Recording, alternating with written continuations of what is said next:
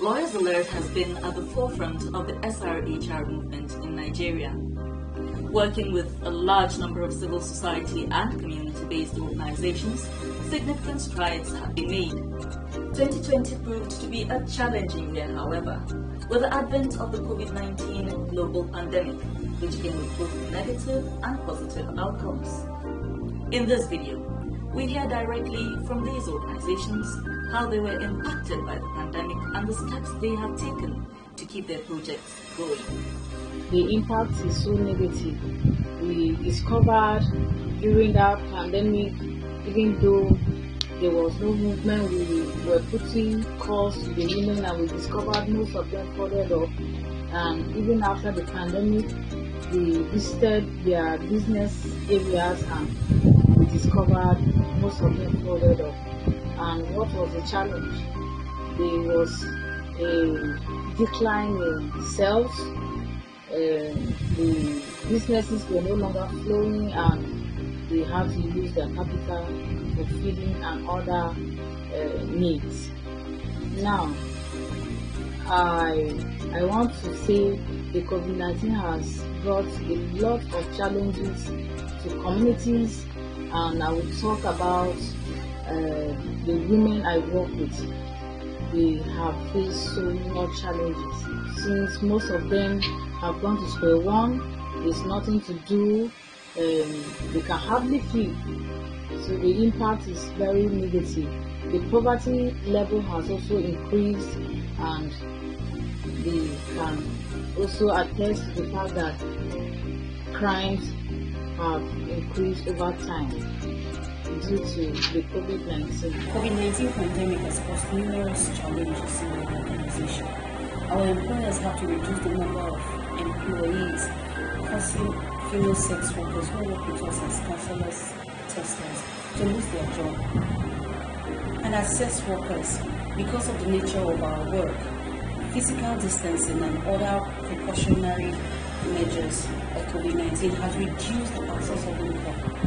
As an organization, our employees adjust to many other ways of doing work, some of which are ensuring social distancing, ducting of workstations, limiting the number of persons in a meeting room, reducing the work hours, and even working in shifts during the lockdown. COVID-19 has caused negative impacts in our community, down to the Brexit. But with the lift of the lockdown, things are gradually falling in place, and we're hoping for better days ahead. Yes, COVID-19 have affected our work by way of restrictions, distancing, and other related factors. We find it difficult to hold physical meetings. In such way, we are restricted to hold a large and physical meetings. So during this distancing, we no longer have the luxury of traveling. Even if we do travel, we need to travel under the strict and regulated options. So how do we cope? We coped because we resorted to the use of the internet to carry out our activities virtually or meetings virtually on the internet by the use of Zoom and other social network platforms like the WhatsApp. It actually has its own ups and downs. There are limitations to it, but we have no options right now. It's the only way we have to go about carrying our meetings. So we use the internet to do that. First of all, since the inception of the pandemic in Nigeria, precisely in Bauchi State, has really disrupted our work. There is no funding. It reached to a stage that we have to restrain most of our staffs, and which has been a setback to us. Most of the places that we do go to carry out monitoring, like prisons, we no longer go there. Like some of the court cases, when there is court proceedings and there is numbers of people who are allowed to go to court to monitor cases. So really, it has been a serious challenge to us as an organization in the sense that some of the places that we were able to go, we can no longer go there, and some of our activities are not any longer carried out as a result of the COVID-19, where we are operating without funding. So for me, the only success or being achieved during the pandemic, let me say, is just less activities. But there is a lot of problem. So I think the problem is more than the success being achieved during this pandemic. COVID-19 has impacted on our work both positively and negatively, following the new normal, and knowing fully well that our organization is a community-based organization, which means we work mostly at the community level. COVID-19 has really impacted on us positively, especially in the area of technology.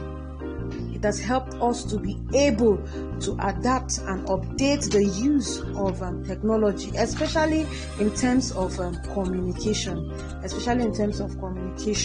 And it has impacted on us negatively, following the COVID-19 regulations. Activities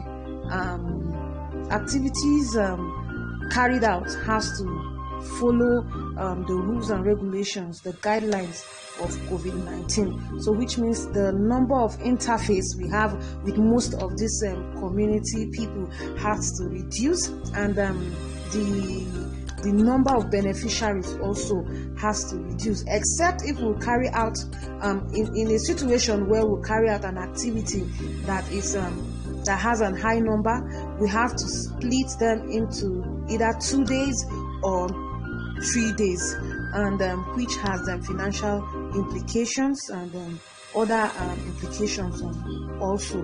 And also, if we say we'll do virtual, knowing fully well that we work at the community level, most of these beneficiaries do not have access to internet. We seek to empower young girls through basic education, and then in 2020, we highlighted a list of projects we wanted to achieve, and then came COVID pandemic, restricting us from achieving or doing a lot of things we listed. We wanted to visit IDP camps, we wanted to educate girls, sex education, visit schools, distribute items, and then there was lockdown, there was shutdown, there was restriction. We were not able to do anything. Our hands were tied down. And then boom, when all hope was lost, we fed 800 people who were starving and could not go to the market to get things. As if that was not enough, we were able to partner with another organization, Lawyers Alert, and we visited the congested prisons. We visited people that were minor offenses, to be precise. Unfortunately, some of those FSW we were working with, some had to relocate to a different destination.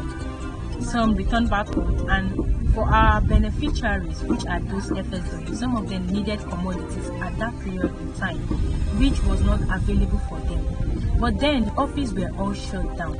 So how we're able to adapt to this situation on ground is just like we would have to start all over again, because almost all those FLW relocated to a different location, and we are unable to locate them, and so it's a fresh start for us. We will have to start from scratch again. It was actually a very difficult moment for us. Yes, COVID-19 impacted very negatively on our work. I must say, it opened our eyes to a lot of issues and problems that ordinarily we wouldn't have known. For example, we noticed that so many homes do not have food resources, they do not have food supply, no money, financial resources was dwindling. We also noticed a high rise in SGBV cases, that's sexual and gender-based violence. Yes, we try to mitigate all this by ensuring that we on our part, we obey all the rules, the protocols. For example, we're coming to work, we'll make sure we wash our hands at the entrance, we wear our face masks when we go out and go to other places, and then we ensure that we help those people who were vulnerable at this time, especially women and girls. We did that by assisting in medical support, financial support. We put them in our shelter for those who were molested in one way or the other. We also had psychosocial support and trauma healing for those who were affected adversely. But in all, we want to say thank God because we had over 50 women who were impacted on directly by our organization and also with the help of donor funding or grants from other organizations. Well, you have heard it all, and directly from those in the eye of the storm. Despite a large number of unforeseen setbacks, the SRHR movement continues to forge on in Nigeria, with Lawyers Alert coordinating these efforts.